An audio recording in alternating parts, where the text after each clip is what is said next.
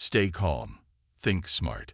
The Art of Critical Thinking in Difficult Situations, written and published by Echoes of Enlightenment. This isn't just another self-help book. It's a step-by-step guide to mastering calmness and clarity, even when life feels like it's closing in. Imagine being able to navigate any crisis without panic, to see through the fog of stress, and make smart, confident decisions when it matters most. Whether you're handling pressure at work, facing a personal challenge, or dealing with unpredictable situations, stay calm. Think Smart equips you with powerful techniques to keep your mind steady and sharp. From managing emotional triggers to breaking down complex problems and making split-second decisions, this book is your toolkit for clear thinking in every scenario. Ready to unlock the art of critical thinking and face life's toughest challenges with unshakable calm? Let's dive into the key insights from Stay Calm, Think Smart, and start transforming your approach to life's biggest moments. Let's get started. Chapter 1. Starting Smart. Our journey starts with starting smart, the foundation for the entire approach to critical thinking and calmness under pressure. In a world that's constantly evolving, where information and expectations bombard us from every direction, having the ability to think clearly and remain composed is more valuable than ever. This chapter dives into why and how calmness and clarity form the backbone of effective decision-making, showing us that the first step in overcoming life's challenges isn't reacting but learning to pause and prepare thoughtfully. To illustrate, imagine yourself standing at the base of a towering mountain, with your goal, a calm and clear state of mind.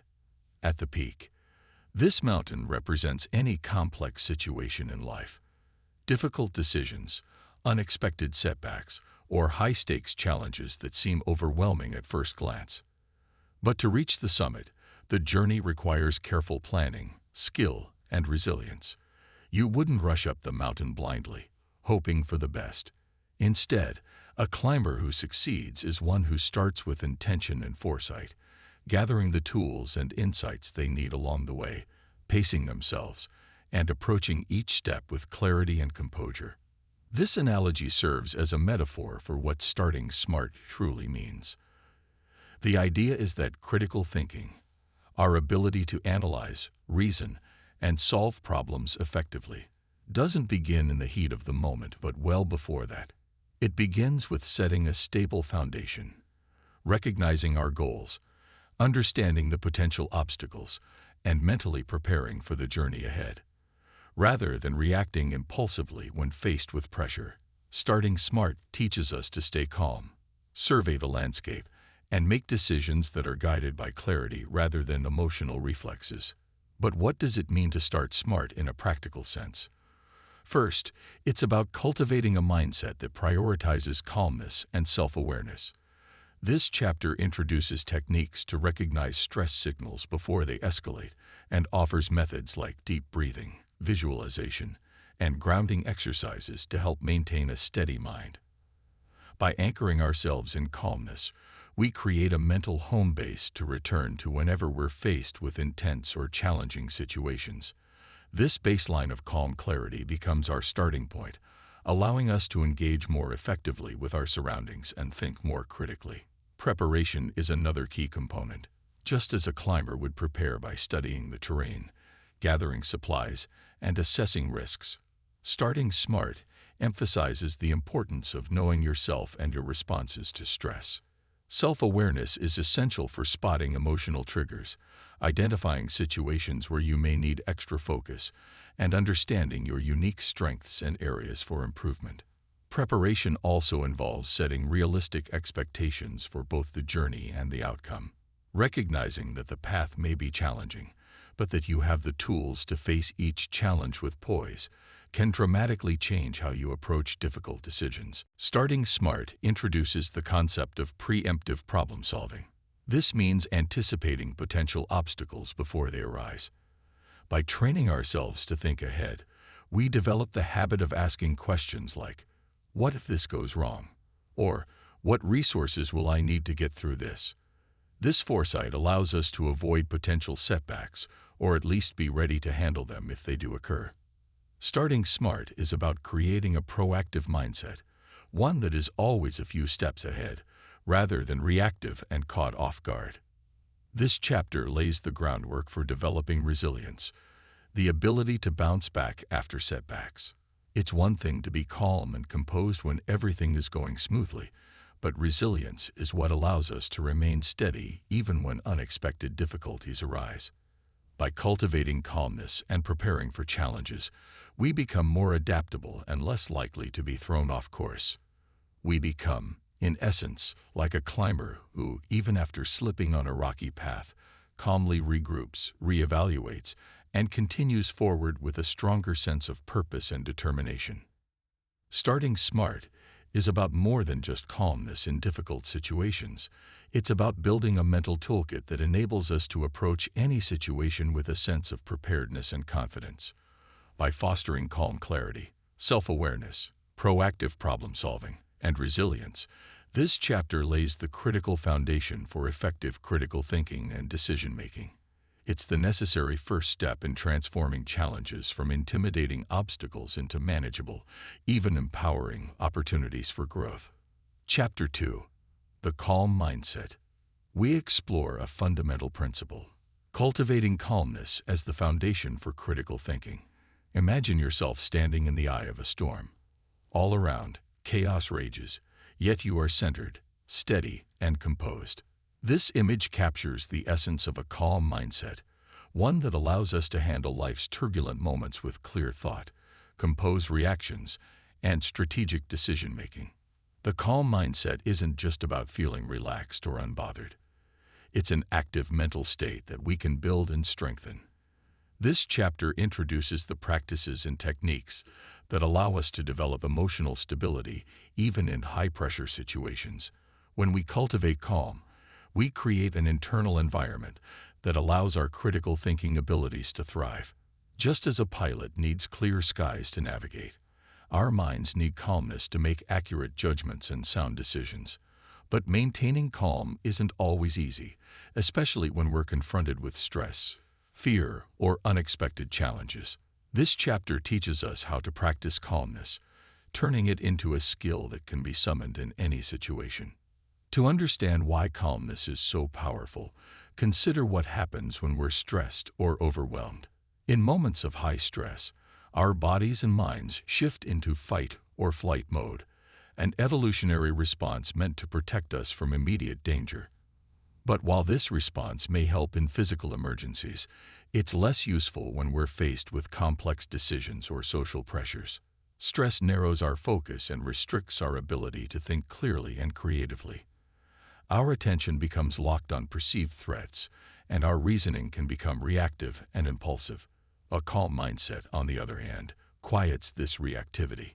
By practicing calmness, we can override the impulse to act out of fear or stress, allowing for a thoughtful, strategic response. Developing a calm mindset starts with learning how to recognize the early signs of stress before they escalate. This chapter explores practical techniques to identify these signals, whether it's a quickened heartbeat, tense muscles, or racing thoughts. The key is to catch these signals early and respond with techniques that bring our bodies and minds back into balance. Breathing exercises are one of the simplest and most effective tools for this purpose. Deep, intentional breathing activates the body's relaxation response, slowing the heart rate and creating a sense of roundedness. Techniques like the 4 to 7-8 breath, inhale for 4 seconds, hold for 7, and exhale for 8, are shown to reduce stress in moments of high tension, bringing us back to a centered, clear state. Mindfulness is another powerful tool introduced in this chapter. Mindfulness is the practice of focusing on the present moment without judgment, observing thoughts and emotions as they arise and pass. Practicing mindfulness helps us gain control over our reactions. Instead of being swept away by our emotions, we learn to observe them with a degree of detachment, seeing them as temporary waves that we can allow to settle. This detachment doesn't mean ignoring or repressing feelings. Rather, it's about seeing emotions for what they are, passing experiences that don't define our decisions or identity. With mindfulness, we develop the ability to pause, breathe, and respond rather than react impulsively. Visualization techniques are also introduced in this chapter as a means to cultivate calm. Visualization involves creating mental images of calm and clarity before facing a challenging situation. For example, athletes often visualize their success before a big event, mentally rehearsing each step toward victory. Similarly, in moments of calm, we can practice visualizing ourselves remaining composed and effective during future stressful situations. By seeing ourselves calmly navigating through challenges, we train our minds to react with calmness when we're actually in those moments. This technique acts like mental conditioning, helping us build resilience against stress. Another crucial element of the calm mindset is grounding. Grounding techniques help us stay connected to the present moment, preventing our minds from spiraling into anxiety or what-if scenarios. One grounding exercise explored in this chapter is the 5-4-3-2-1 technique. Identify 5 things you can see, 4 things you can touch, 3 things you can hear, 2 things you can smell, and 1 thing you can taste. By focusing on sensory details, we shift our attention away from internal stressors and connect with the immediate environment, calming the mind and allowing clear thinking to re-emerge. Developing a calm mindset is not a one-time achievement. It's a continuous practice. This chapter emphasizes that, just like building a muscle, staying calm requires daily reinforcement. Through repeated practice with mindfulness, breathing, visualization, and grounding exercises, we begin to establish a baseline of calm that becomes part of our natural response to challenges. The goal is to make calmness our default state, so that even when faced with intense situations, we can return to this place of clarity and stability with ease. The calm mindset is about more than just staying relaxed. It's about creating the ideal mental environment for effective critical thinking. By building calmness into our daily lives and learning to summon it when we need it most, we create a foundation for thoughtful, composed decision-making. This chapter provides us with the tools to quiet our minds, regulate our emotions, and approach every challenge with a sense of inner peace, clarity, and strength. Chapter 3. Understanding Critical Thinking. We begin to dive deeper into what it means to think critically, moving beyond simple logic and quick judgments. Critical thinking is a skill that allows us to see beyond the surface, analyze complex situations, and make decisions based on sound reasoning rather than impulsive reactions. This chapter serves as an introduction to the power and process of critical thinking, equipping us with the tools to approach every problem with a structured and thoughtful mindset. At its core, critical thinking is about questioning assumptions, questioning evidence, and questioning conclusions.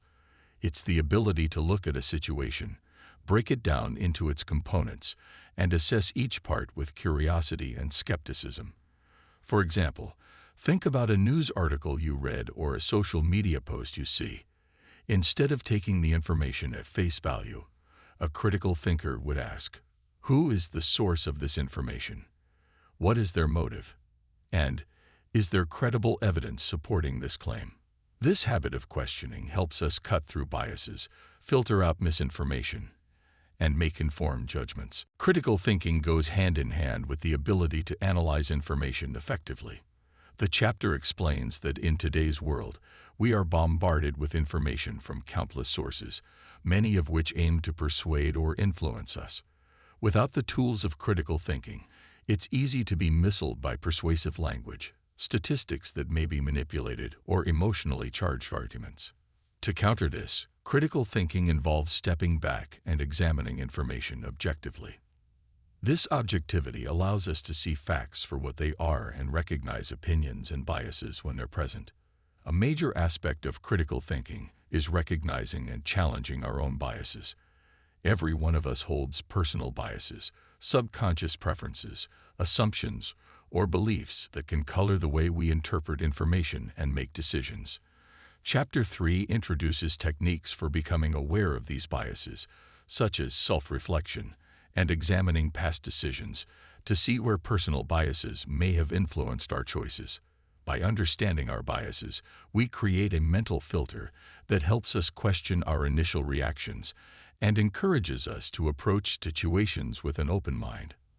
Logical reasoning is another key component of critical thinking, and this chapter breaks down how to evaluate arguments and avoid common logical fallacies.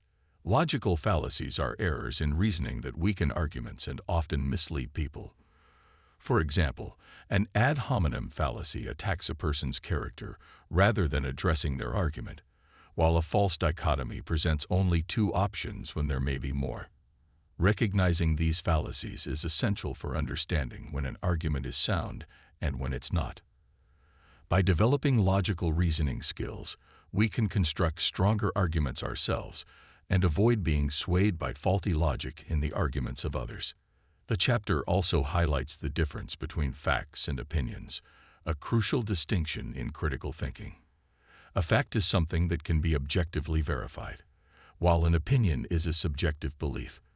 For example, the Earth revolves around the sun is a fact that's supported by scientific evidence, while summer is the best season is an opinion that varies from person to person. Being able to distinguish between these two is vital because it allows us to prioritize reliable information and avoid making decisions based on personal or popular biases. One practical tool for critical thinking introduced in this chapter is the 5 whys technique, which is designed to help us get to the root of a problem. By asking why 5 times in succession, we can peel back layers of information and reach a deeper understanding of an issue. For instance, if we're struggling with procrastination, we might ask, why do I keep putting off my tasks? The answer might be, because they feel overwhelming. We'd then ask, why do they feel overwhelming? And continue until we uncover the core reason. This technique helps us identify underlying causes rather than just dealing with symptoms, leading to more effective problem solving. The chapter also emphasizes the importance of gathering evidence before reaching a conclusion. In a critical thinking mindset, we don't jump to conclusions based on limited information. Instead, we seek out evidence that supports or contradicts our initial assumptions. This could mean researching further, consulting reliable sources, or even discussing different perspectives with others. By gathering and evaluating evidence, we strengthen our ability to make sound, informed decisions that hold up under scrutiny. One exercise the chapter encourages is analyzing real-world scenarios to practice critical thinking.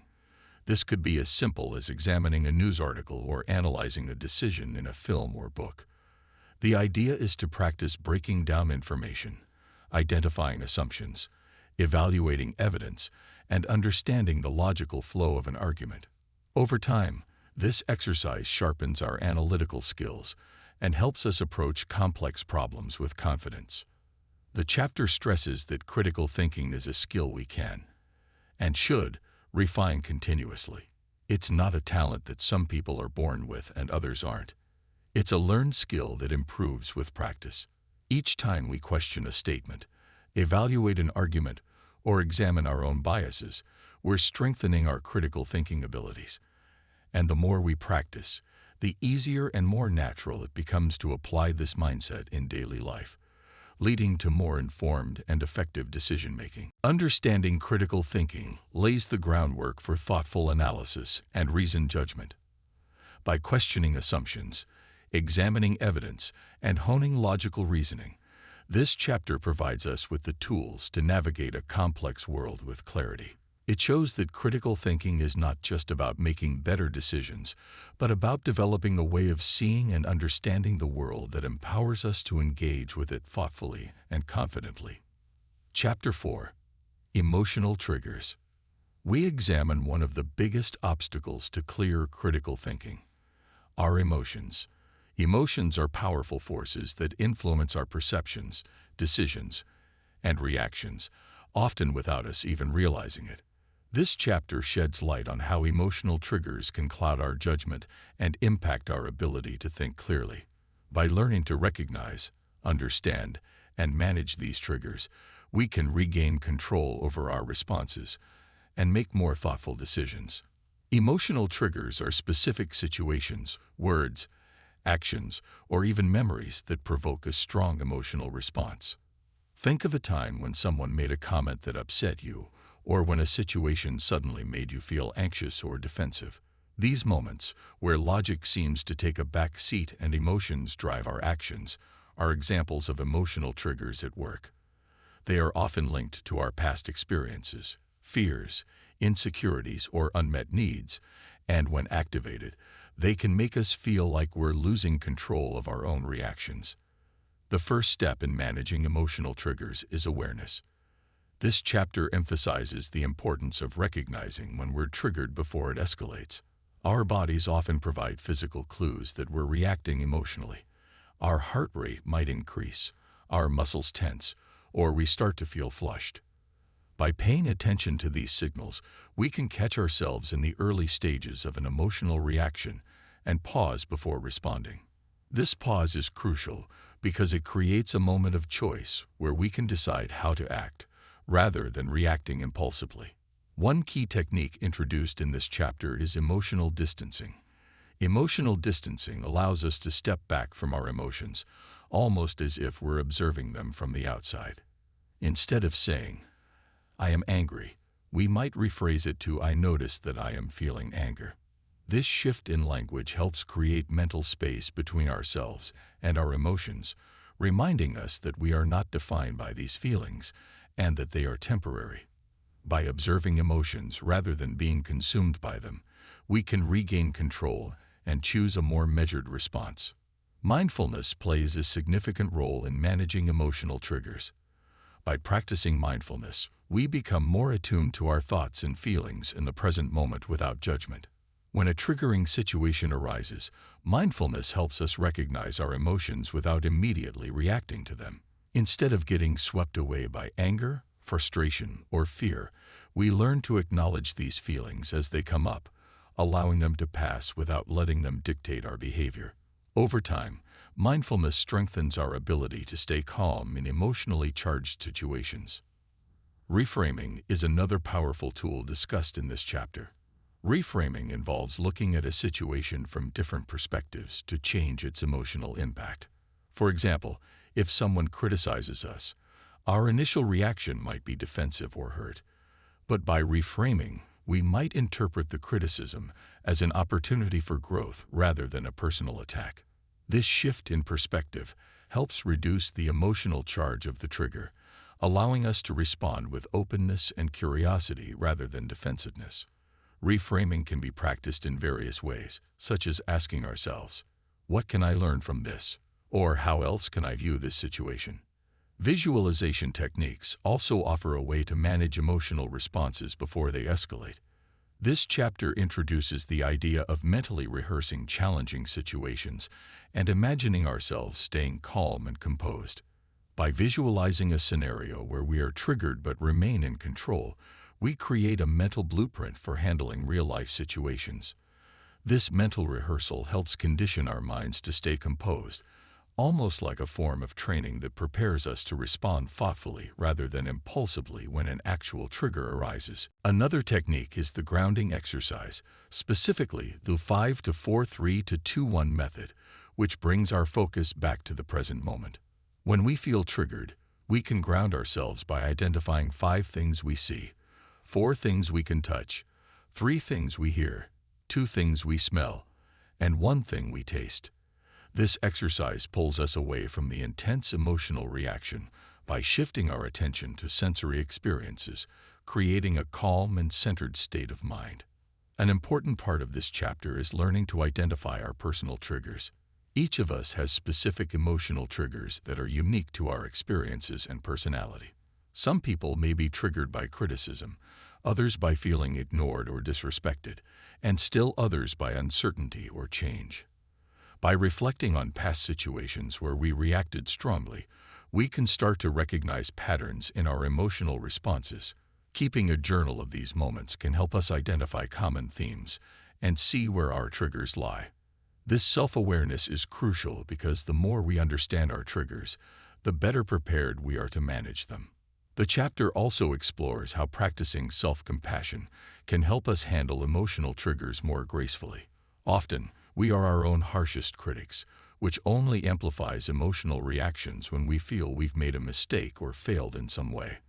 By cultivating self-compassion, treating ourselves with kindness, understanding, and forgiveness, we create an inner environment that is less prone to harsh self-criticism and overreactions.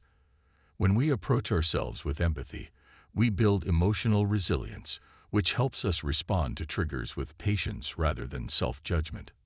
One of the long-term benefits of mastering emotional triggers is the development of emotional resilience.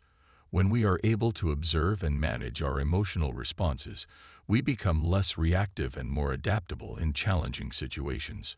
Over time, this emotional resilience builds a foundation for clearer thinking, stronger relationships, and greater inner peace. Rather than being controlled by our emotions, we learn to see them as signals that provide valuable information about our needs and boundaries, enabling us to act with intention. Emotional triggers provides practical techniques and insights for managing emotions so that they don't undermine our critical thinking. By practicing emotional distancing, mindfulness, reframing, visualization, and grounding exercises, we can transform the way we respond to emotionally charged situations. With greater self-awareness and self-compassion, we become more resilient and in control of our actions, leading to decisions that reflect clarity and purpose rather than emotional impulses. This chapter equips us with the tools to recognize, understand, and master our emotional triggers, setting the stage for a more composed and thoughtful approach to life's challenges. Chapter 5. Situation Analysis. We learn how to take complex, often overwhelming situations and break them down into manageable, understandable parts. In life, we frequently encounter challenges that feel like a tangled mess, where every factor seems interconnected and too overwhelming to tackle. Situation analysis teaches us that by systematically dissecting these complex scenarios, we gain a clearer view of each element, allowing us to address the problem with logic and precision. Imagine standing in front of a large, intricate tapestry filled with colors, patterns, and details. At first glance, it's overwhelming, and you can't make sense of the bigger picture. But when you focus on small sections at a time, you start to see the patterns and connections that were initially hidden. This chapter introduces us to the tools and techniques for analyzing situations in a way that transforms chaos into clarity, helping us move from confusion to comprehension. The foundation of effective situation analysis lies in information gathering. When faced with a challenging situation, it's essential to first collect as much relevant information as possible. This isn't about gathering all the information out there. It's about gathering what's essential to understanding the situation fully. To aid in this process, situation analysis introduces the 5W1H framework: who, what, when, where, why, and how. By systematically addressing each of these questions, we create a comprehensive picture of the scenario at hand. Who are the people or groups involved in this situation? What exactly is happening? And what are the specifics of the problem? When did this start? And what is the timeline for the unfolding events? Where is this situation taking place? And what are the environmental or contextual factors? Why is this happening? What are the root causes or contributing factors? How is the situation developing? And what processes are at work? By answering these questions, we construct a mental map that clarifies the components of the situation, helping us understand the broader context and avoid assumptions that could lead to faulty conclusions. The 5W1H approach, situation analysis, emphasizes the importance of considering contextual factors. No situation exists in a vacuum. There are always external elements that influence how events unfold. Economic conditions, social norms, historical precedents, and cultural factors can all play significant roles. For example, a business problem might be influenced by industry trends, competitive pressures, or changes in consumer behavior. By acknowledging these contextual factors, we gain a deeper understanding of the situation, allowing us to make decisions that account for the bigger picture. Another valuable tool discussed in this chapter is the divide and conquer method. This approach involves breaking down a complex problem into smaller, more manageable parts, analyzing each component individually before putting the pieces back together. For instance, if you're facing a large project with multiple challenges, you can divide it into specific tasks or stages. By addressing each part separately, you avoid feeling overwhelmed and can focus on finding solutions for each aspect of the problem. Once each piece has been analyzed and resolved, you can integrate them to form a comprehensive solution. The chapter also introduces the concept of a problem tree, a visual tool that helps map out the core problem and its causes and effects. In a problem tree, the main issue is the trunk, while the causes form the roots, and the consequences spread out as branches. By visually representing the situation, we can see how different factors are interrelated and identify specific areas where intervention might be most effective. This process helps prevent us from addressing only the symptoms of a problem and instead guides us towards solutions that address the root causes. Situation analysis also delves into the importance of critical evaluation and filtering out irrelevant information. When faced with complex situations, we're often flooded with data and opinions, but not all of it is useful. To analyze a situation effectively, we must learn to identify what is crucial and what is merely noise. This means evaluating sources for credibility, questioning assumptions, and looking for gaps in our knowledge. Critical evaluation allows us to focus our attention on the factors that truly matter, streamlining our analysis and improving the quality of our decisions. To put these techniques into practice, the chapter encourages the use of hypothetical scenarios for practice. By analyzing fictional or controlled situations, we can hone our skills without the pressure of real-life consequences. For example, examining a case study or dissecting a historical event allows us to apply the 5W1H framework, divide and conquer, and the problem tree in a structured setting. This practice not only builds our analytical skills, but also helps us develop the mental discipline needed to apply these tools under stress or time constraints. Situation analysis emphasizes that the goal is not just to solve the problem, but to understand it thoroughly. When we have a deep understanding of a situation, we're able to make decisions that address the root causes rather than just treating the symptoms. This understanding allows us to create more sustainable and impactful solutions that align with the broader context and anticipate potential future developments. Situation analysis provides a systematic approach to breaking down complex scenarios and finding clarity within them. By using techniques like the 5W1H framework, contextual evaluation, divide and conquer, and the problem tree, we learn to dissect situations piece by piece, gaining a thorough understanding that empowers us to make more informed and effective decisions. This chapter shows that clear thinking is not just about quick answers. It's about taking the time to understand every part of a situation so we can respond with precision and confidence. Chapter 6: Problem-Solving Skills. We move from analyzing situations to taking decisive action. Problem-solving is a vital skill in both personal and professional life. Whether we're addressing a complex project, navigating interpersonal challenges, or resolving unexpected obstacles, our ability to solve problems effectively determines the outcomes we achieve. This chapter equips us with the tools and mindset needed to approach any problem systematically and creatively, turning obstacles into opportunities for growth and success. Problem-solving is about more than simply finding an answer. It's a process of understanding, ideating, evaluating, and implementing. It begins with defining the problem accurately. Misidentifying a problem can lead us down the wrong path, wasting time and resources on ineffective solutions. To avoid this, problem-solving skills teaches us to start by clarifying the issue, asking questions like, what is the problem? Why does it need to be solved? And what impact will it have if left unaddressed? This initial step ensures that we're focused on the core issue rather than just its symptoms. One of the most powerful tools introduced in this chapter is the 5 whys technique, which helps us dig deeper into the root cause of a problem. By asking why 5 times in succession, we uncover layers of underlying issues. For example, if a team is missing project deadlines, we might ask, why are deadlines being missed? The answer could be, because tasks are taking longer than expected. Why are tasks taking longer? Because there's a lack of resources. Each answer leads us closer to the root cause, allowing us to address the true source of the problem rather than merely treating its symptoms. This technique is simple yet effective, making it a practical tool for everyday problem solving.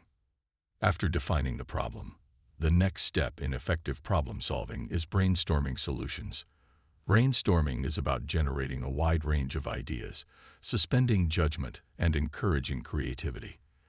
In this chapter, we're encouraged to approach brainstorming with an open mind, allowing out-of-the-box ideas to flow freely without worrying about feasibility at first.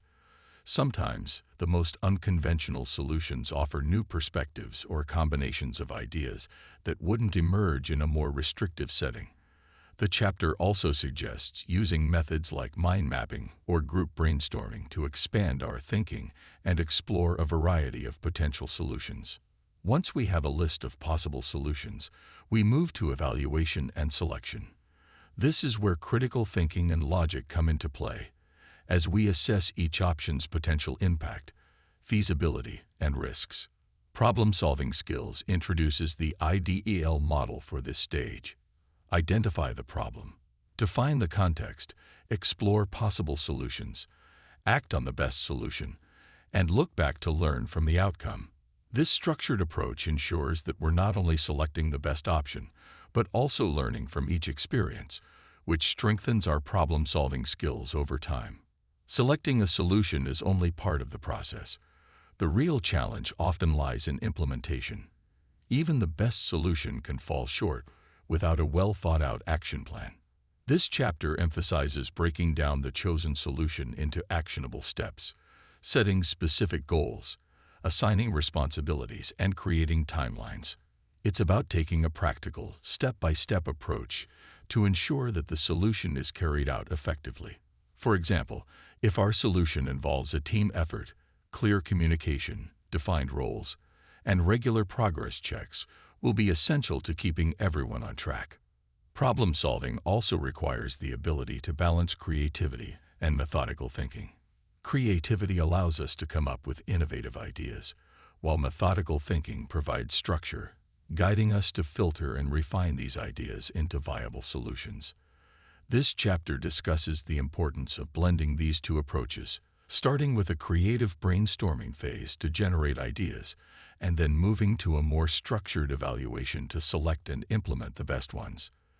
This balance prevents us from getting stuck in rigid thinking, while ensuring that our solutions are grounded in practicality. Another tool introduced in this chapter is the SWOT analysis: strengths, weaknesses, opportunities, and threats. This framework is particularly helpful in evaluating the broader context of a problem, allowing us to consider not only internal factors, like our strengths and weaknesses, but also external elements, such as opportunities and threats in the environment. For example, if we're launching a new product, a SWOT analysis helps us anticipate potential challenges and leverage our unique advantages. By considering these factors, we develop a more comprehensive approach to problem solving that accounts for potential obstacles and prepares us for unexpected developments. A unique concept explored in this chapter is learning from past problem-solving experiences. Each problem we face offers valuable lessons, whether or not the outcome was successful.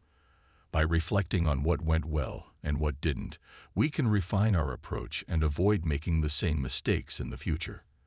The chapter encourages keeping a problem-solving journal, where we record challenges we faced, our solutions, and the outcomes. This practice not only deepens our self-awareness, but also allows us to build a personal toolkit of strategies and insights to draw from in future situations. The chapter concludes with exercises designed to strengthen our problem-solving skills. One suggested exercise is to take a current or recent problem and apply each step from this chapter to analyze and solve it. By working through the IDEL model, the 5 whys, and SWOT analysis, We gain hands-on experience and a better understanding of each tool. Another exercise is to solve hypothetical or fictional problems, which can sharpen our skills without the pressure of real-world consequences. Problem-solving skills provides a structured approach to tackling challenges with clarity and precision. From defining the problem to brainstorming, evaluating, and implementing solutions, this chapter equips us with practical techniques to handle obstacles in any area of life. By blending creativity with logical reasoning, developing action plans, and reflecting on our experiences, we build the resilience and adaptability needed to approach every problem with confidence and clarity. Chapter 7. Decision-making under pressure. We explore the critical skill of making sound choices when the stakes are high and time is limited. In our fast-paced world, the ability to make effective decisions under pressure can be the difference between success and failure, safety and risk. This chapter provides techniques and strategies to help us stay calm, focused, and decisive, even in the most stressful situations. When we're under pressure, our natural response is often to rush through decisions to relieve the stress. However, rushing can lead to poor outcomes, as it narrows our focus and reduces our ability to consider all options. Decision-making under pressure teaches us how to avoid the pitfalls of impulsive decisions by slowing down and focusing on what truly matters. The core of this chapter is about striking a balance between speed and thoughtfulness, acting quickly without sacrificing clarity or depth of consideration. One of the first techniques introduced in this chapter is the 2-minute rule. When faced with a high-stakes decision, take 2 minutes to gather essential information. Consider your options and assess the possible outcomes. This short pause gives you a moment to focus and prioritize, which can prevent impulsive reactions and help you avoid overlooking important factors. The 2-minute rule is designed to provide a brief window for calm assessment, allowing us to make decisions that are swift yet carefully considered. Mental models are another invaluable tool discussed in this chapter. Mental models are simplified frameworks or shortcuts for understanding complex situations quickly. One common example is the 80-20th rule, which suggests that 80% of the effects come from 20% of the causes. In decision-making, this rule helps us focus on the most impactful actions rather than getting bogged down in minor details. Another example is Occam's razor, which advises us to prioritize simpler solutions over more complex ones when both seem equally effective. Mental models like these provide us with shortcuts that streamline our thinking, allowing us to make more accurate decisions without overanalyzing. The chapter also emphasizes the importance of prioritization. In high-pressure situations, we're often flooded with information, which can make it difficult to know where to focus. To tackle this, decision-making under pressure introduces the ICE method, a quick, 3-part way to assess impact, confidence, and ease for each potential action or piece of information. By evaluating each factor, we can rank options by how effective and feasible they are, focusing on those with high impact, high confidence, and relative ease of implementation. This technique is especially useful in fast-moving situations where we need to act swiftly but cannot afford to get lost in details. Premortem analysis is another powerful technique explored in this chapter. A premortem is the opposite of a postmortem. Instead of analyzing what went wrong after a decision, we imagine that our choice has already failed and consider what might have led to that outcome. This exercise allows us to identify potential pitfalls, blind spots, or oversights before they become actual problems. For example, if we're making a business decision, we might imagine that the plan failed and then brainstorm possible reasons, such as lack of resources, unexpected competition, or inadequate planning. By anticipating potential failure points, we can make adjustments to strengthen our decision and increase our chances of success. In addition to premortem analysis, if-then planning provides a way to prepare for different scenarios in advance. By creating a mental playbook of if-then statements, we can prepare for possible obstacles, which allows us to act more confidently when those situations arise. For instance, we might say, if I encounter resistance, Then I will present additional supporting evidence. Or, if time is running out, then I will focus on the top priority tasks first. This approach minimizes the need to think on our feet and enables us to respond decisively in high-pressure moments. Incorporating stress management techniques is also critical for effective decision-making under pressure. Stress clouds our thinking and can impair our ability to make sound choices, so the chapter includes practical exercises for managing stress in real time. Deep breathing exercises, mindfulness, and grounding techniques, such as focusing on physical sensations like our breath or the feel of our feet on the floor, can all help lower stress levels. By calming the body, we create mental space to think more clearly, making it easier to navigate high-stakes decisions. This chapter also introduces decision-making drills as a way to practice and strengthen our skills. Similar to fire drills, decision-making drills involve timed exercises where we must make a choice within a set period, often with incomplete information. For example, setting up hypothetical scenarios where we have only a minute or two to decide forces us to prioritize quickly and rely on essential information. By practicing these drills regularly, we build the mental agility needed to handle real-world high-pressure situations with more confidence and composure. The goal of decision-making under pressure is to cultivate the ability to act quickly while still making thoughtful, strategic decisions. When we combine prioritization, mental models, premortem analysis, if-then planning, and stress management, we equip ourselves with a toolkit that makes us more resilient under pressure. The chapter emphasizes that decision-making under pressure is not about eliminating stress altogether. It's about using stress as a signal to apply these tools, helping us respond rather than react. This chapter encourages reflecting on past high-pressure decisions to learn from both successes and failures. By examining what went well and what could have been improved, we can refine our decision-making process and become more adept at handling similar situations in the future. This habit of self-reflection reinforces the lessons learned and builds confidence, knowing we have a growing toolkit for staying effective when it matters most. Decision-making under pressure provides us with a structured approach for maintaining clarity and effectiveness when time is short and stakes are high. By using tools like the 2-minute rule, ICE method, mental models, premortem analysis, and stress management, we learn to think and act strategically under pressure. This chapter empowers us to make decisions with confidence, composure, and purpose, transforming high-stress moments into opportunities for smart, decisive action. Chapter 8. Future-proof smart thinking. We focus on the vital skill of thinking not only for the immediate future but for the long term. In today's rapidly changing world, the ability to make decisions that stand the test of time is invaluable. This chapter equips us with techniques for making thoughtful, forward-thinking decisions that align with our larger life goals and can withstand unforeseen challenges. Future-proof smart thinking is about developing habits and strategies that allow us to make choices today that will serve us tomorrow, next year, and even decades down the road. Future-proof thinking requires shifting our mindset from instant gratification to sustainable success.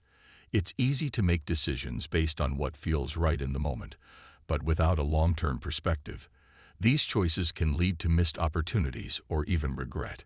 This chapter introduces tools that help us think ahead and align our current actions with our bigger goals. The first step is vision setting, or creating a clear mental image of our desired future.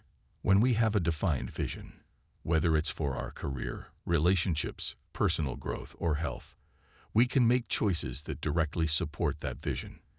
This long-term perspective becomes a guiding star, helping us to navigate daily decisions with clarity. One powerful exercise introduced in this chapter is the future self exercise. This involves imagining ourselves 5, 10, or even 20 years into the future and visualizing the person we aspire to become. What values and achievements define that version of us? What daily habits and long-term goals would bring us closer to that future? By connecting with our future self, we can make decisions that align with this long-term vision, creating a more intentional life path. This exercise also motivates us to make sacrifices or defer gratification if it means moving closer to our goals. Decision trees are another valuable tool for future-proofing our thinking. A decision tree allows us to map out potential choices and visualize their possible consequences over the short and long term. For example, if we're deciding whether to pursue a new career opportunity, a decision tree can help us evaluate the benefits and challenges in both the immediate future and further down the line. This method clarifies the full scope of our options, helping us to make choices that are sustainable and align with our vision for the future. Building habits for sustainable success is another key focus of this chapter. Future-proof smart thinking isn't just about individual decisions. It's about creating routines that consistently reinforce our long-term objectives. The chapter introduces the concept of tiny habits, which involves making small, manageable changes that we can sustain over time. For example, committing to reading for 10 minutes each day or spending a few minutes planning our day each morning might seem minor, but these small habits accumulate over time to create lasting progress. These habits, when consistently practiced, help reinforce the mindset and discipline needed to make future-oriented decisions. The chapter also highlights the value of self-reflection as a tool for continual improvement. Self-reflection allows us to evaluate our progress, learn from past experiences, and adapt our approach as needed. Setting aside time each week or month to review our goals and assess how well our recent decisions align with our long-term objectives is essential. Regular self-reflection helps us identify what's working and what needs adjustment, enabling us to stay on course even when unexpected challenges arise. Another forward-thinking approach introduced here is scenario planning. This involves imagining various possible futures and considering how we might navigate them. By developing different if-then scenarios, we prepare ourselves to handle unexpected changes, from economic shifts to personal life transitions. For example, if we're saving for retirement, scenario planning might involve considering how different investment choices would perform under various market conditions. This exercise trains us to adapt our strategies to changing circumstances, ensuring that our decisions remain resilient no matter what the future holds. The chapter also explores the importance of diversifying our skill set as a way of preparing for the future. In an unpredictable world, relying on a single skill or job role can be risky. By continually learning and developing a range of skills, we increase our adaptability and make ourselves more resilient to changes in the job market or industry. The chapter encourages us to view learning as a lifelong pursuit, investing time in skills that support our long-term career goals and personal interests. This approach not only future-proofs our career, but also enriches our lives, keeping us engaged and open to new opportunities. Building a supportive network is a critical aspect of future-proof thinking. Relationships with mentors, peers, and colleagues can offer valuable insights, support, and opportunities that help us navigate long-term goals. This chapter suggests intentionally cultivating connections with people who inspire us, challenge us, and share similar values. By building a network of supportive relationships, we create a foundation that can help us weather both personal and professional challenges over the long term. A major takeaway from this chapter is the concept of thinking in terms of compounded gains. Compounded gains refer to the exponential benefits that come from consistently making choices that support our future. Just as compound interest grows our savings, future-proof smart thinking compounds our personal growth, skills, and resources.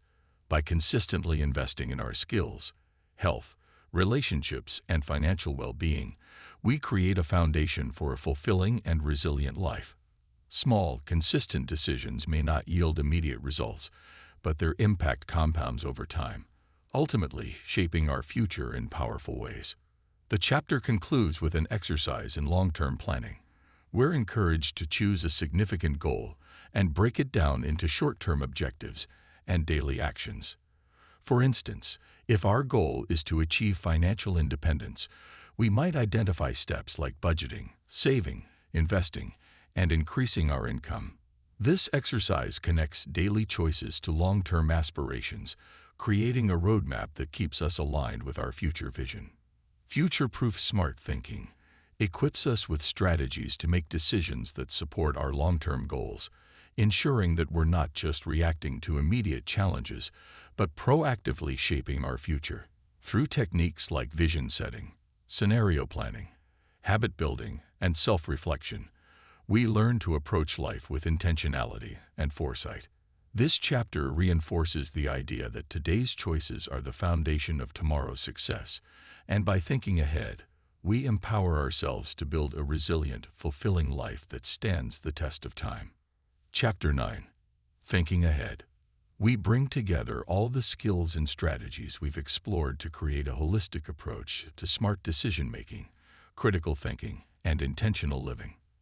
This final chapter is about integrating what we've learned to create a mindset that not only reacts to life's challenges, but also anticipates and prepares for them. Thinking ahead empowers us to proactively shape our future, approach life with greater clarity, and make decisions that reflect our values and long-term goals. At its core, thinking ahead emphasizes the power of a growth-oriented mindset, one that views each situation, whether positive or challenging, as an opportunity for learning and development. This chapter encourages us to think of our lives as a journey of continuous improvement, where each decision builds upon the last. By adopting a growth mindset, we approach life with resilience, ready to adapt and evolve as circumstances change. Rather than fearing change or the unknown, we view it as a natural part of our progress. A key part of this chapter is the concept of integrated critical thinking. Integrated critical thinking involves applying all the tools we've explored throughout this book, such as situational analysis, emotional awareness, future-proof thinking, and decision-making under pressure, in a cohesive way. By doing so, we create a well-rounded, balanced approach to problem-solving. For example, when faced with a high-stakes decision, we might start with situational analysis to gather information, apply emotional management to remain calm, use future-proof thinking to consider long-term implications, and then make a clear, well-thought-out choice. This process allows us to make decisions with greater confidence and clarity, as we're pulling from multiple skills that reinforce each other. In thinking ahead, we are encouraged to develop the habit of anticipatory thinking. This means looking ahead to identify potential challenges and opportunities before they arise. Rather than reacting to events as they happen, we learn to forecast likely scenarios and prepare for them. Anticipatory thinking is like creating a mental blueprint for the future, allowing us to see possible outcomes and make adjustments in advance. For instance, if we anticipate a busy season at work, we might plan ahead to manage our time and reduce stress. This skill can be applied in personal, professional, and financial planning, helping us stay one step ahead in various aspects of life. The chapter also introduces strategic flexibility, a mindset that combines forward thinking with adaptability. In a fast-paced world, even the best plans may need to be adjusted, and strategic flexibility teaches us to remain open to change without losing sight of our larger goals. Strategic flexibility involves setting intentions and plans, but also being ready to pivot or recalibrate as needed. For instance, if we encounter an obstacle in a project, flexibility allows us to shift our approach without becoming discouraged. By being strategically flexible, we can keep moving forward, adapting our methods while staying aligned with our purpose. Another powerful concept covered in this chapter is compound impact, the idea that small, consistent actions create exponential benefits over time. Just as compound interest grows our savings, compound impact builds our skills, resilience, and progress. Thinking ahead reminds us that significant achievements are often the result of daily, intentional efforts rather than grand gestures. For example, committing to regular exercise, budgeting, or learning can yield incredible long-term benefits. This chapter encourages us to look at our actions as investments in our future, knowing that steady progress can lead to profound, lasting transformation. Reflective planning is a critical part of thinking ahead. Reflective planning combines goal setting with regular self-assessment, helping us stay connected to our aspirations while remaining flexible to adapt to new insights. This involves setting clear, measurable goals and reviewing them periodically to assess progress, make adjustments, and celebrate achievements. For example, we might set a goal to improve our communication skills and then check in with ourselves every few months to evaluate progress and refine our approach. Reflective planning keeps us aligned with our values and ensures that our actions are purposeful and meaningful.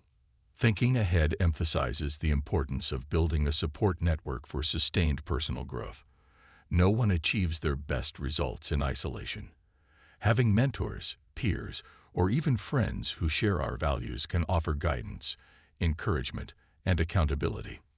This chapter suggests that by intentionally seeking out positive influences and surrounding ourselves with people who support our vision, we create an environment that fosters growth and resilience. Our support network not only offers advice and perspective, but also serves as a source of motivation during challenging times. As we integrate these strategies, the chapter encourages us to view life through the lens of legacy thinking. Legacy thinking is about considering the impact of our actions on our future selves, our loved ones, and even future generations. It's about asking, what do I want to be remembered for? Or how do I want to influence the people around me? This long-term perspective deepens our purpose, reminding us that our daily choices contribute to a larger narrative. Legacy thinking encourages us to live with integrity and intention, knowing that our actions today will shape not only our future, but also the future of those who follow. The chapter concludes with exercises that reinforce the skills needed for thinking ahead. One exercise involves creating a future vision board, where we visualize and map out our goals, dreams, and aspirations for different areas of life. Another exercise is monthly reflection, a practice where we set aside time each month to review our progress, reevaluate our goals, and make any necessary adjustments. These exercises help us stay connected to our purpose and allow us to integrate thinking ahead as a regular part of our lives. Thinking ahead is about creating a mindset of proactive, intentional living. By integrating skills like anticipatory thinking, strategic flexibility, compound impact, reflective planning, and legacy thinking, we become more resilient, purposeful, and prepared for whatever life may bring. This final chapter emphasizes that while we cannot predict every outcome, we can approach life with clarity, confidence, and an open mind, ready to adapt and grow. By thinking ahead, we not only shape our own future but contribute to a world that benefits from our thoughtful, intentional choices. Chapter 10. Mastering the Art of Critical Thinking in Life. We bring together all the skills and insights from previous chapters to form a cohesive framework for lifelong critical thinking. This chapter is the culmination of our journey, highlighting how to make these skills an integral part of everyday life so that they become second nature. By mastering critical thinking, we build a mindset that allows us to respond thoughtfully to challenges, see opportunities where others see obstacles, and make decisions that align with our core values and long-term goals. Mastering the art of critical thinking emphasizes that critical thinking is not merely a skill, it's a lifestyle and an ongoing practice. True mastery involves continuously refining our ability to analyze, evaluate, and act with clarity and purpose. This chapter reminds us that we are never fully done learning or improving. Instead, we commit to a path of lifelong growth. In this way, critical thinking becomes a tool for both personal and professional transformation, allowing us to navigate life's complexities with confidence and wisdom. One of the core principles of this chapter is habitual reflection. Mastering critical thinking requires regular self-assessment to stay aware of our thought patterns, biases, and decision-making processes. Habitual reflection involves setting aside time each day or week to reflect on our actions, choices, and outcomes. For instance, journaling or a simple end-of-day review helps us identify areas for improvement and reinforces positive habits. This practice not only sharpens our thinking skills, but also deepens our self-awareness, enabling us to respond to life with greater intentionality. Another essential skill discussed in this chapter is emotional intelligence. To master critical thinking, we must also master our emotions, recognizing how they influence our perceptions and responses. Emotional intelligence allows us to stay grounded in high-pressure situations, maintain a balanced perspective, and make decisions based on logic rather than reactive emotion. The chapter encourages us to practice mindfulness and develop emotional awareness, which enhances our ability to think clearly, even in the face of intense feelings. This emotional resilience becomes a cornerstone of true critical thinking mastery. Continual learning is also highlighted as a key component of lifelong critical thinking. Mastery is not a static state.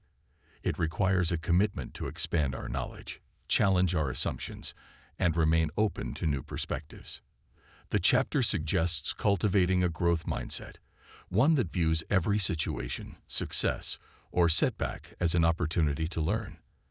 By regularly reading, exploring new fields, and seeking out experiences that stretch our abilities, we keep our minds sharp, adaptable, and ready to handle any challenge. This commitment to learning reinforces critical thinking as a dynamic and evolving practice. Developing a structured approach to complex problems is essential for mastering critical thinking. This chapter encourages the use of structured methods like the IDAL problem-solving model: identify, define, explore, act, look back, and decision trees for methodically tackling difficult situations. By consistently using these frameworks, we build mental discipline, which allows us to dissect complex problems and respond with precision. This structured approach becomes second nature over time, equipping us to face intricate challenges with ease and clarity. An important aspect of mastering critical thinking is humility. This chapter emphasizes the importance of being open to feedback, acknowledging our limitations, and remaining receptive to other perspectives. True mastery includes recognizing that we don't have all the answers and that our views are just one piece of the bigger picture. Cultivating intellectual humility allows us to ask questions, listen actively, and incorporate diverse perspectives into our decision-making. This humility strengthens our critical thinking by helping us avoid overconfidence and approach each situation with an open mind. Purpose-driven thinking is another concept introduced in this final chapter. Purpose-driven thinking involves aligning our decisions with our values, goals, and personal mission. By connecting our actions to a larger sense of purpose, we ensure that our critical thinking doesn't just serve immediate goals but contributes to a fulfilling and meaningful life. This chapter suggests setting clear intentions and regularly revisiting our why to keep us grounded in our purpose. Purpose-driven thinking transforms critical thinking from a mechanical skill into a meaningful practice that guides us toward a life of integrity and fulfillment. This chapter also highlights the role of community and collaboration in mastering critical thinking. While critical thinking is often seen as an individual skill, we achieve deeper insight and greater success when we engage with others.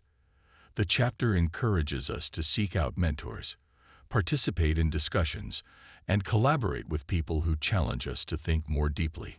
By exchanging ideas and learning from others' perspectives, we broaden our understanding and refine our own thinking.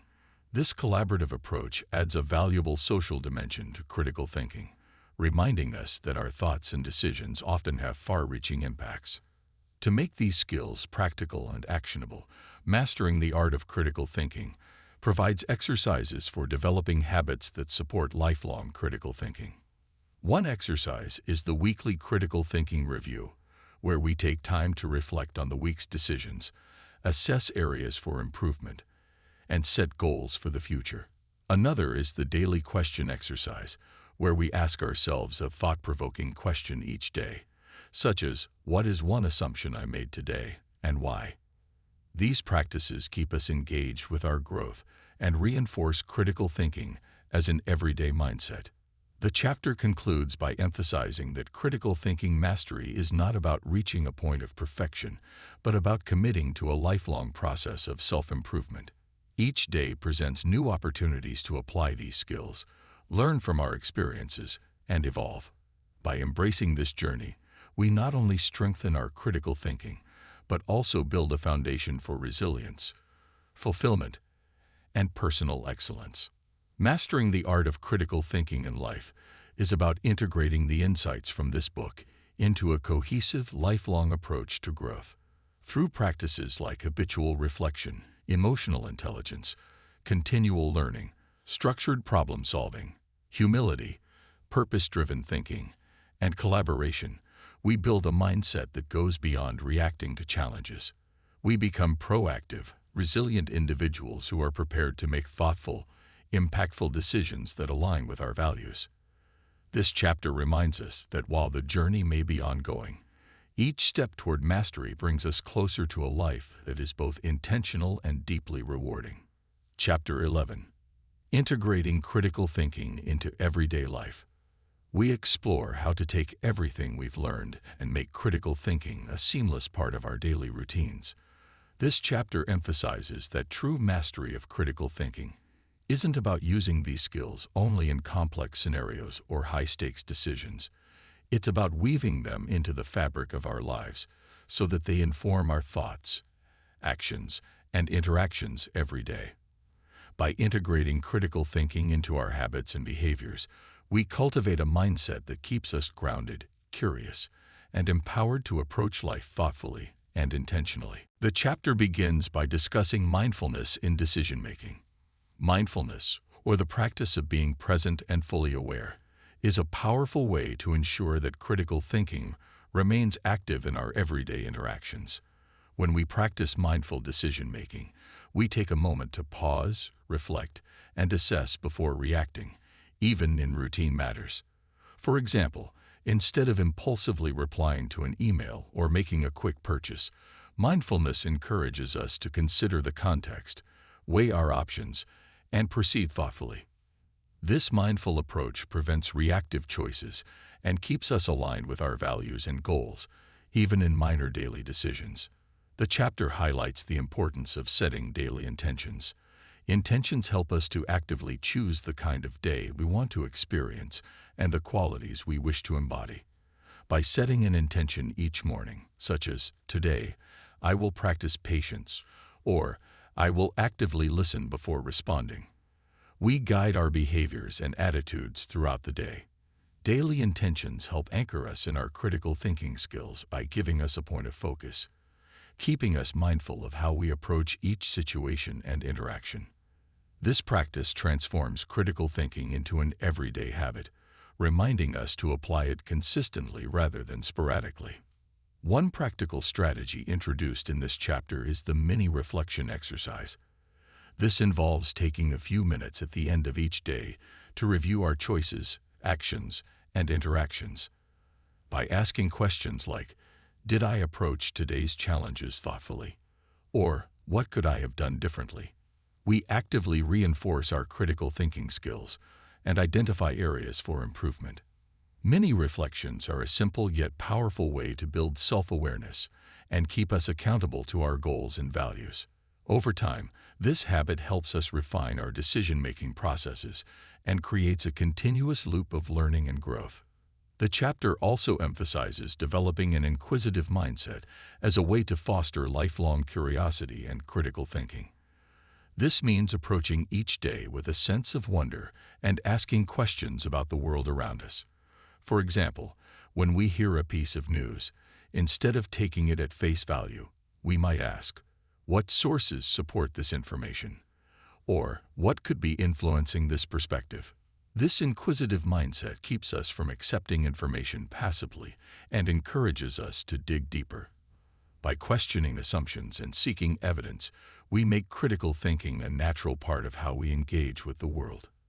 Self-compassion is another key element in integrating critical thinking into daily life.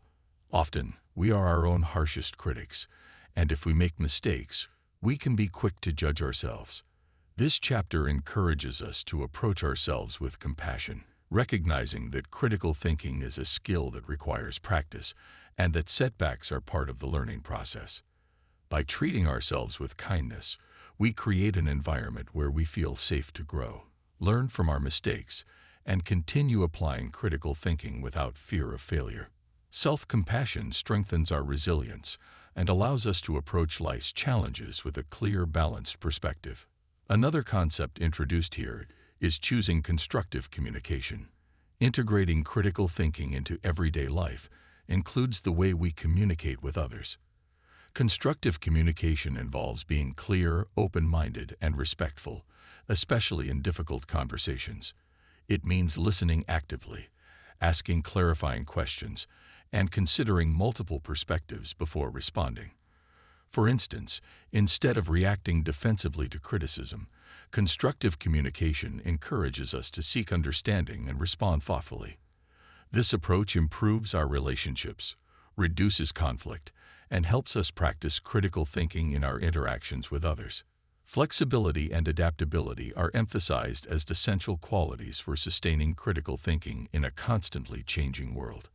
The chapter reminds us that life doesn't always go according to plan, and adaptability allows us to pivot gracefully when faced with unexpected challenges. Instead of rigidly adhering to our initial decisions or plans, flexibility helps us reassess situations, consider new information, and adjust accordingly.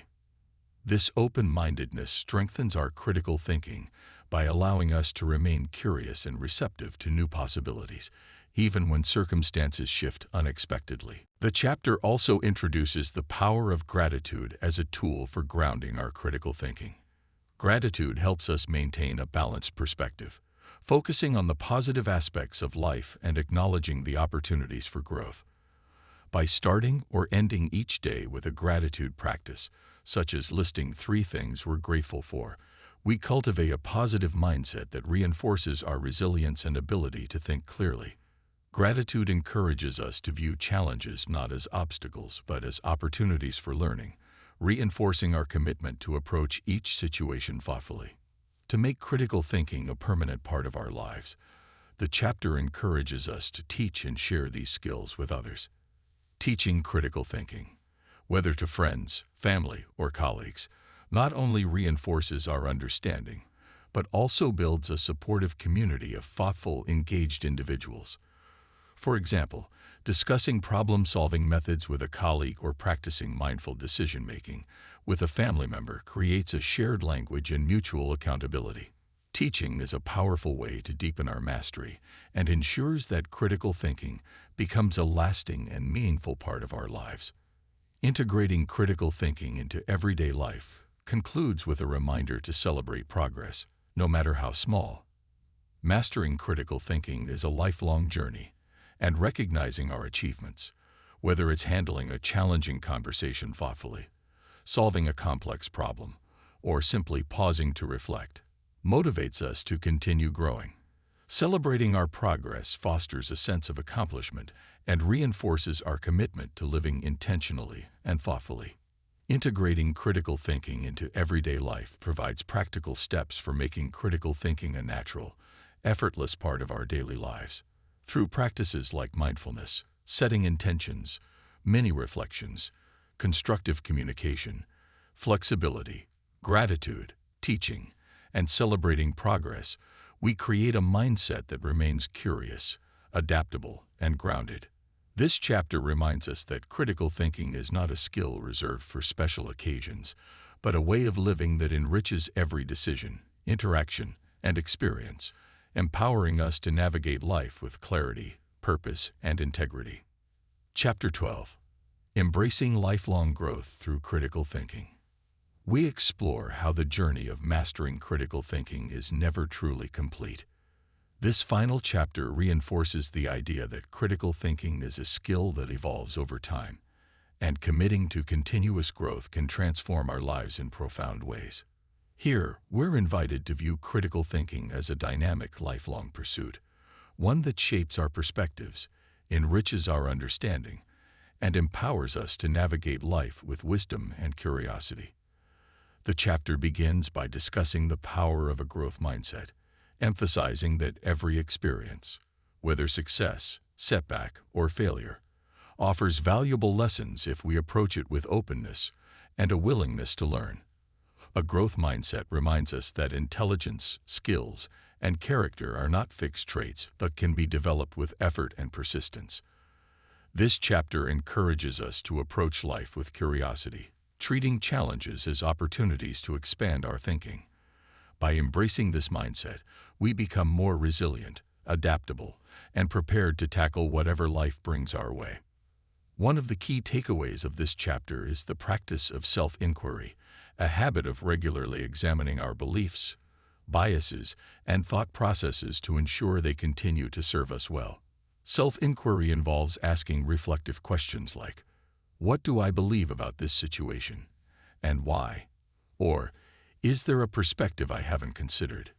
By questioning our assumptions and exploring alternative viewpoints, we stay intellectually flexible and avoid the pitfalls of rigid thinking.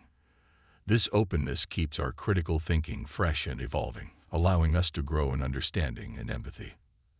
Another essential concept introduced in this chapter is adopting a learner's mindset. This means actively seeking out new knowledge, skills, and experiences that challenge our current understanding. The chapter encourages us to approach each day as a learning opportunity, whether it's by reading, engaging in thought-provoking conversations, or exploring unfamiliar topics. By maintaining a learner's mindset, we keep our critical thinking sharp and our perspectives broad. This proactive approach to learning fuels lifelong growth, keeping us adaptable and prepared to engage with an ever-changing world. Reflection and journaling are also emphasized as powerful tools for reinforcing lifelong growth. Reflecting on our experiences and writing down our thoughts allows us to process what we've learned, clarify our insights, and track our progress over time. The chapter suggests setting aside time each week or month to reflect on recent experiences, examine our decisions, and identify patterns in our thinking. Journaling can be especially useful for recognizing recurring challenges or blind spots, giving us a clear picture of areas where we might continue to grow. This practice not only strengthens our self-awareness, but also reinforces our commitment to intentional, thoughtful living. This chapter also introduces the importance of seeking diverse perspectives as a way to expand our worldview. Engaging with people from different backgrounds, cultures, and areas of expertise challenges our own views and enriches our understanding. This might mean having conversations with those who hold different beliefs, seeking out mentors, or collaborating with people in fields outside our own. By actively seeking diversity in our social and professional circles, we broaden our critical thinking skills and build a more nuanced understanding of the world. Emotional intelligence is highlighted as a core element of lifelong growth. Emotional intelligence, the ability to recognize, understand, and manage our emotions, enhances our ability to think critically, especially in emotionally charged situations. This chapter encourages us to cultivate emotional intelligence through practices like mindfulness, empathy, and active listening. By understanding our own emotional triggers and learning to manage them, we develop resilience and can approach challenges with a calm, balanced perspective. This emotional resilience is key to sustaining growth and making thoughtful decisions, even under pressure. An important practice introduced in this chapter is goal reassessment. As we grow, our goals and priorities naturally evolve. This chapter suggests that we periodically review and adjust our goals to ensure they align with our current values and vision for the future. Goal reassessment keeps us flexible, allowing us to adapt our aspirations as we gain new insights and experiences. This flexibility prevents us from becoming attached to outdated ambitions, encouraging us to pursue paths that genuinely reflect who we are and where we want to go. To cultivate a deeper commitment to lifelong growth, serving others is presented as a meaningful way to use critical thinking for a greater purpose. This involves sharing our knowledge, supporting others in their journeys, and contributing positively to our communities. By teaching, mentoring, or even volunteering, we not only reinforce our own skills, but also inspire and empower others to think critically. Serving others adds a fulfilling dimension to our growth journey, connecting our personal development to the broader goal of making a positive impact on the world. Embracing lifelong growth through critical thinking encourages us to celebrate our progress, no matter how gradual it may seem. Mastery is not achieved overnight. It's the result of countless small steps, thoughtful choices, and moments of reflection. Celebrating our growth, whether it's by acknowledging an achievement, recognizing a newfound skill, or simply appreciating the effort we've invested, motivates us to keep going. This chapter reminds us that growth is a journey without an endpoint, and each step forward is worth celebrating. Embracing lifelong growth through critical thinking reinforces that the journey of critical thinking is one of constant evolution and exploration. Through practices like self-inquiry, a learner's mindset, reflection, emotional intelligence, goal reassessment, and service to others, we build a life of continuous improvement. This chapter emphasizes that growth is a lifelong pursuit that adds depth and meaning to our lives. By embracing critical thinking as a daily practice, we equip ourselves to navigate life's complexities with resilience, purpose, and wisdom, fully prepared to make a positive difference in our own lives and in the lives of others. Chapter 13. The Legacy of Critical Thinking. We reach the ultimate conclusion of our journey by exploring how a life guided by critical thinking leaves a lasting impact. This chapter delves into the idea that critical thinking doesn't just transform our personal lives. It has the potential to influence the people around us, shape communities, and contribute to future generations. Our legacy, then, is not just defined by what we accomplish individually, but by how our approach to life inspires and empowers others. The legacy of critical thinking encourages us to consider what kind of legacy we want to leave behind. This chapter emphasizes that a thoughtful, purpose-driven life radiates outward, affecting not only those close to us, but also future generations. By living with integrity, clarity, and intentionality, we model a way of thinking and being that can inspire others to pursue a similar path of growth and reflection. This legacy of thoughtfulness becomes a ripple effect, spreading the benefits of critical thinking to everyone we encounter. One of the core ideas in this chapter is the concept of influence by example.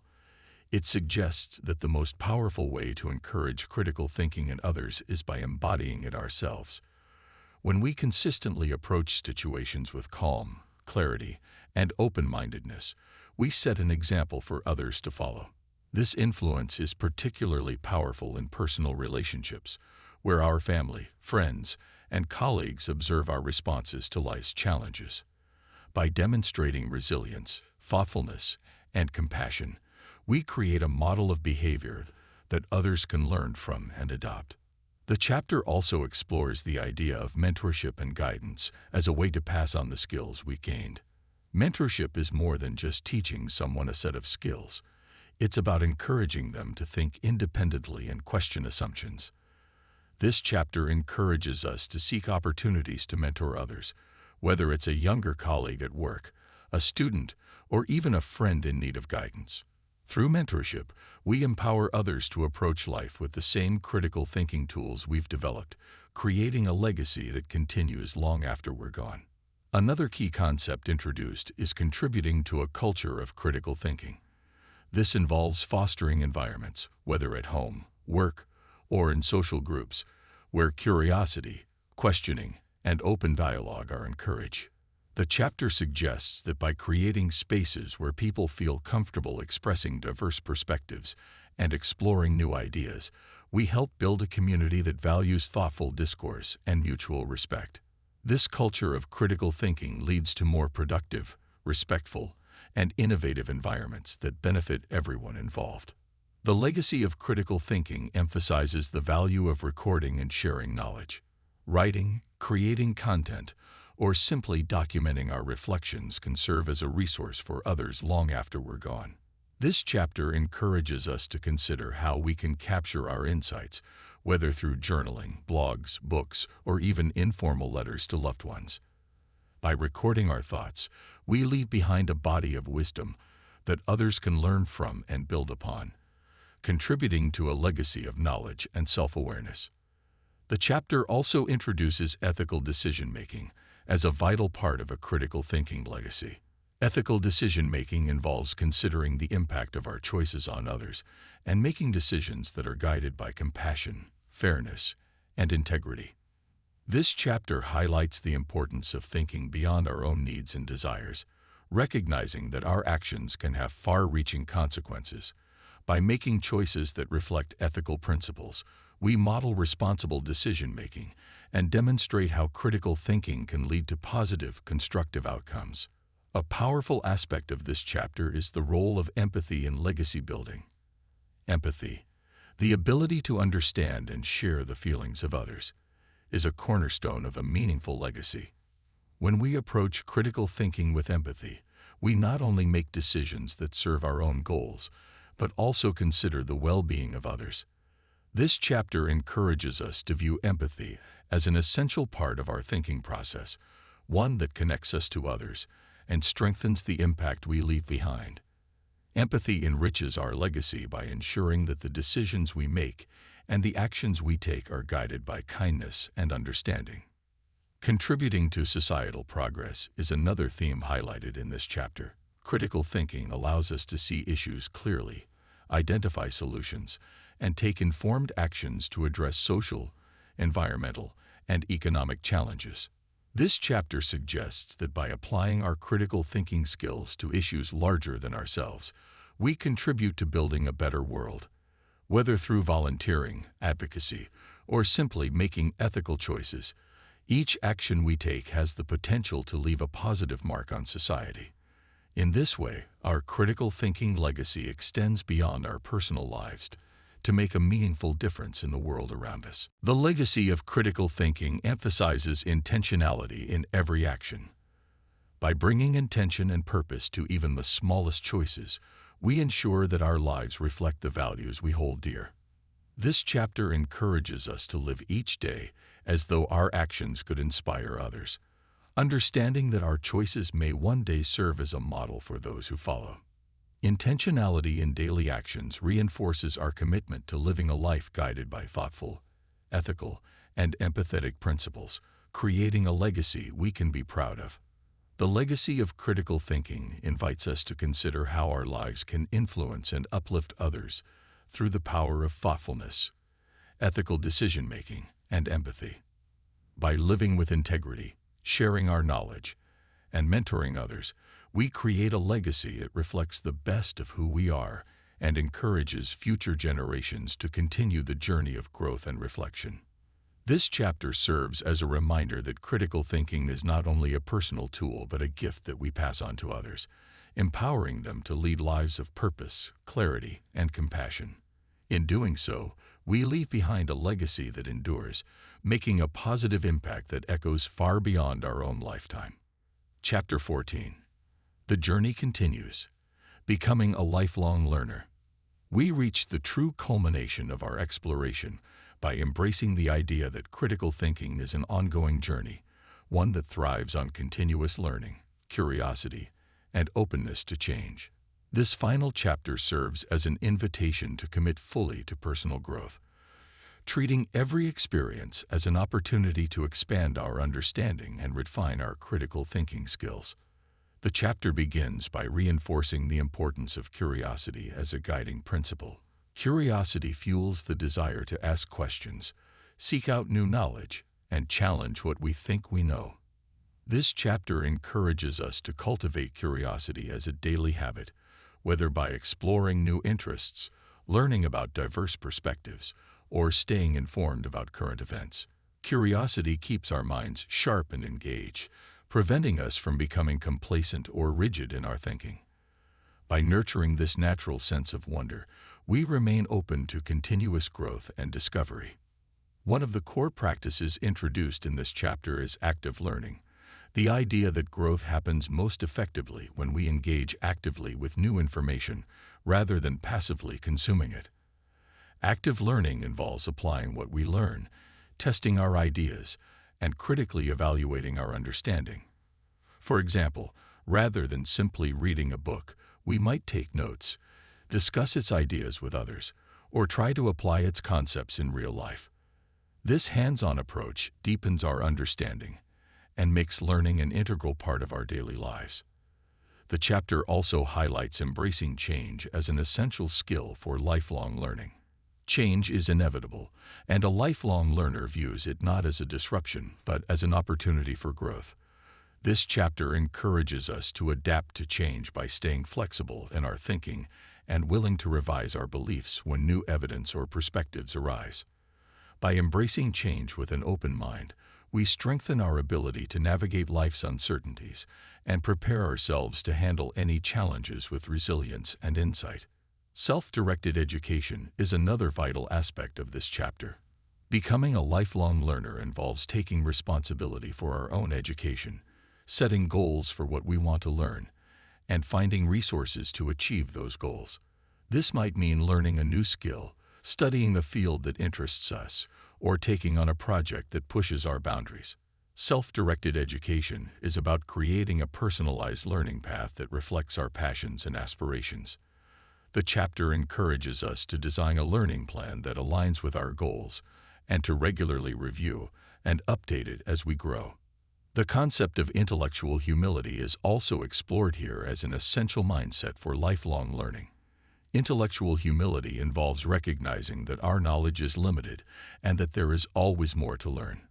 This chapter invites us to embrace humility by actively seeking out perspectives that differ from our own, acknowledging when we don't know something, and being willing to learn from others. Intellectual humility keeps us grounded and encourages us to approach learning with an open mind, making us more receptive to new ideas and less likely to cling to outdated beliefs. Resilience in learning is emphasized as a key component of the lifelong learner's journey. Learning can be challenging, and setbacks are a natural part of growth. This chapter encourages us to view mistakes and failures as valuable learning experiences rather than signs of inadequacy. By developing resilience, we build the strength to persevere through difficult subjects, stay committed to our learning goals, and remain motivated even when the path is unclear. Resilience in learning empowers us to overcome obstacles and continue moving forward. A practical approach to lifelong learning introduced in this chapter is creating a personal learning portfolio.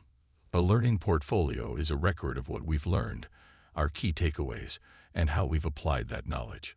This can include books we've read, courses we've completed, insights from discussions, and personal reflections.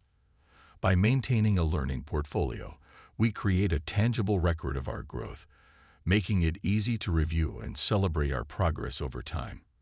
This portfolio serves as a reminder of our commitment to learning and inspires us to keep expanding our knowledge.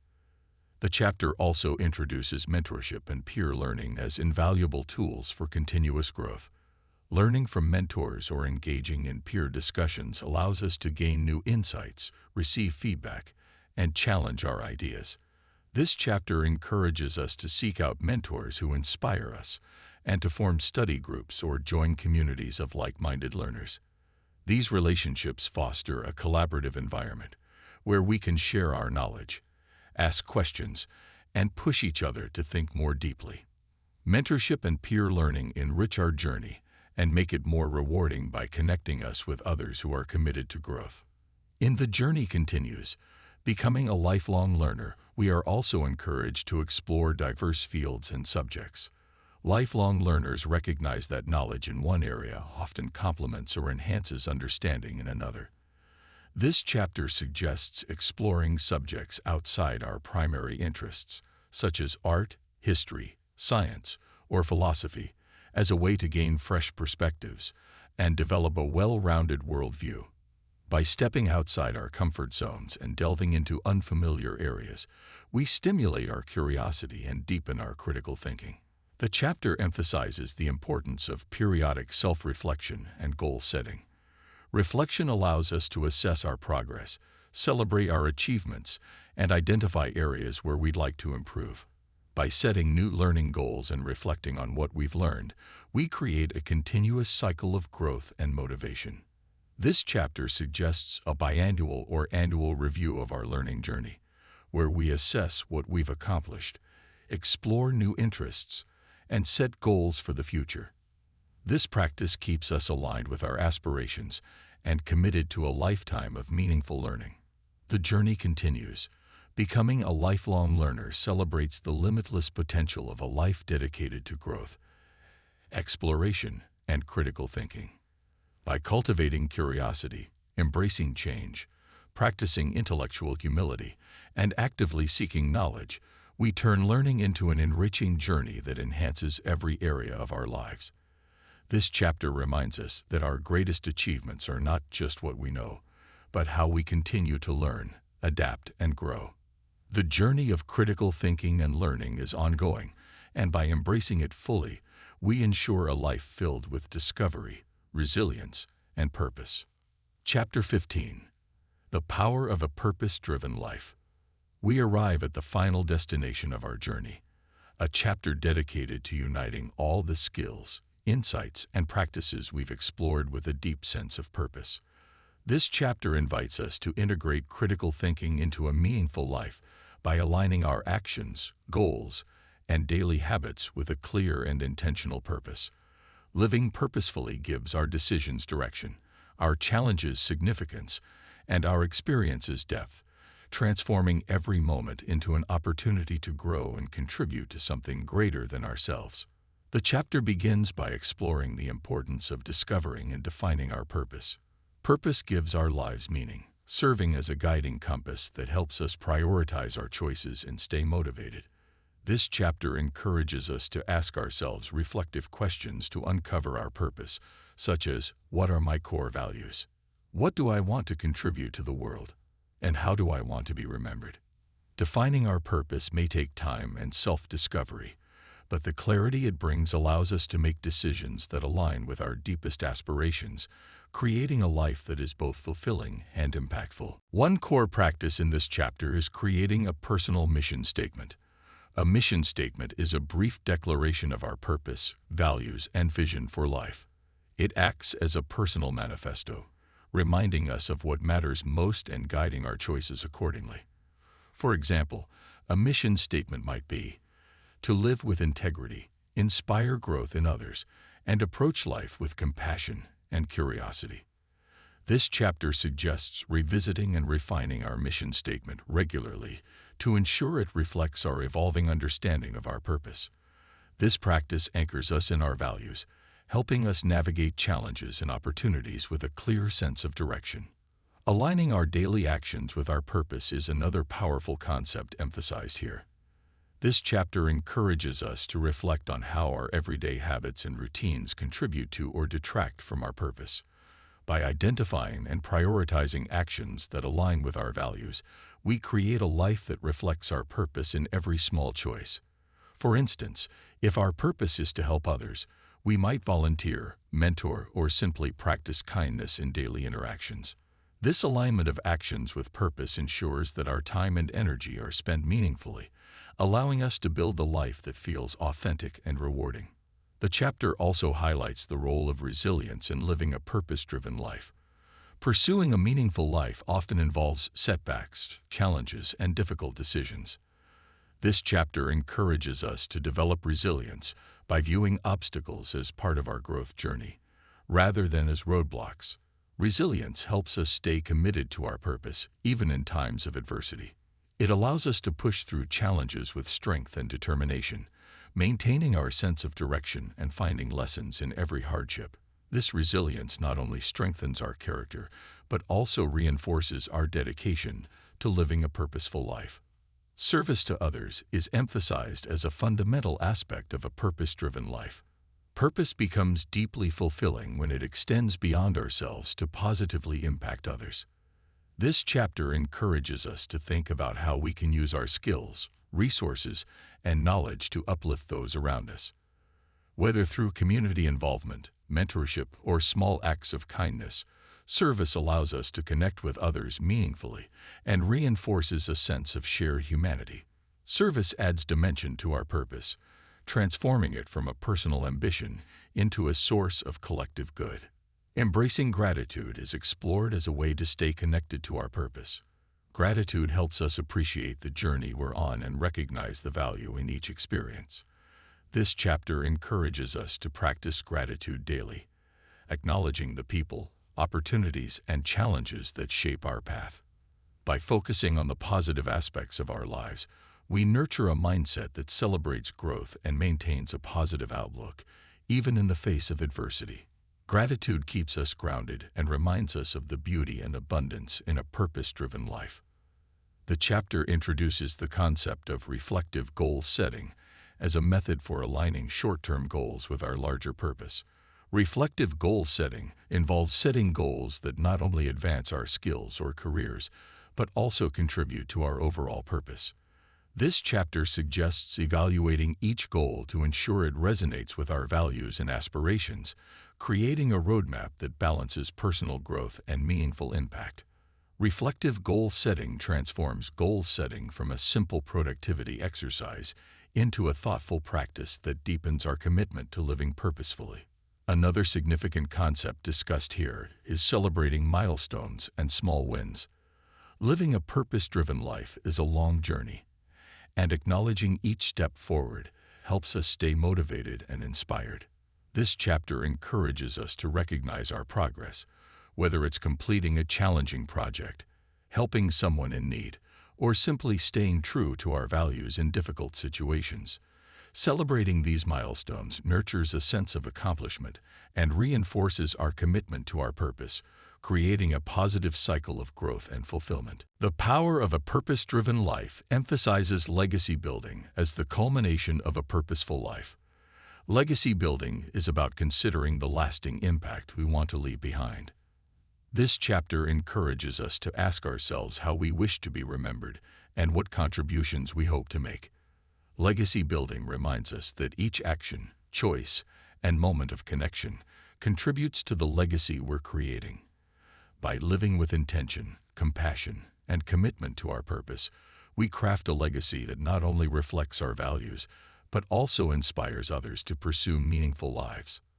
The power of a purpose-driven life invites us to fully embrace a life guided by purpose, aligning our actions, goals, and interactions with our deepest values.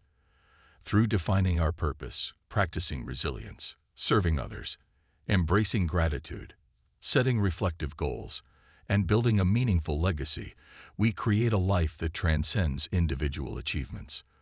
This final chapter reminds us that the ultimate purpose of critical thinking, learning, and growth is to live a life of substance and significance, one that not only fulfills our own potential, but also inspires and uplifts others. A purpose-driven life, shaped by thoughtful choices and grounded in compassion, is a powerful and enduring legacy. As we reach the conclusion of Stay Calm, Think Smart, the art of critical thinking in difficult situations, we stand at the end of a transformative journey, one that has equipped us with the skills to face life's complexities with clarity, purpose, and resilience. This book has taken us through the essential tools of critical thinking, from mastering calmness and emotional awareness to honing problem-solving and decision-making under pressure. It has shown us how these skills extend beyond problem-solving and into the fabric of our daily lives, relationships, and personal growth. In a world that constantly challenges us with rapid change and unexpected obstacles, critical thinking isn't just a skill, it's a way of life.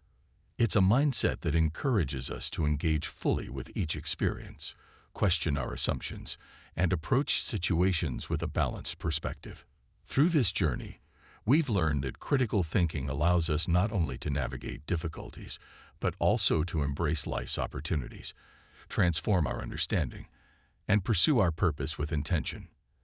At its core, this book invites us to become lifelong learners, to approach every moment with curiosity and humility, open to growth, and ready to refine our understanding. By cultivating a learner's mindset, we ensure that critical thinking remains an active, evolving part of our lives, helping us adapt to change, discover new insights, and continuously pursue self-improvement. Lifelong learning keeps us resilient, capable of handling the unexpected, and connected to our goals and aspirations. Perhaps the greatest takeaway from this book is the reminder that our purpose is what gives meaning to every skill we've developed. A purpose-driven life, shaped by thoughtful decisions, empathy, and ethical choices, is a life that not only fulfills our potential, but also leaves a positive impact on others. Whether we're inspiring those around us, contributing to our communities, or leaving a legacy of kindness and wisdom, our commitment to thoughtful living has a ripple effect that extends beyond ourselves. As you carry forward the lessons of this book, Remember that critical thinking is more than a checklist of skills. It's a way of being. It's the choice to remain calm under pressure, to look beyond the surface, to embrace challenges with resilience, and to live with integrity and purpose. Let this book be the foundation for a life of clarity, empathy, and enduring growth. Embrace the art of thoughtful living, and you'll find that each day brings new opportunities to learn, connect, and make a meaningful difference in the world. The journey of critical thinking continues, shaped by your own unique path. Take these tools with you and let them empower you to face every situation with calmness, wisdom, and an unwavering commitment to your purpose.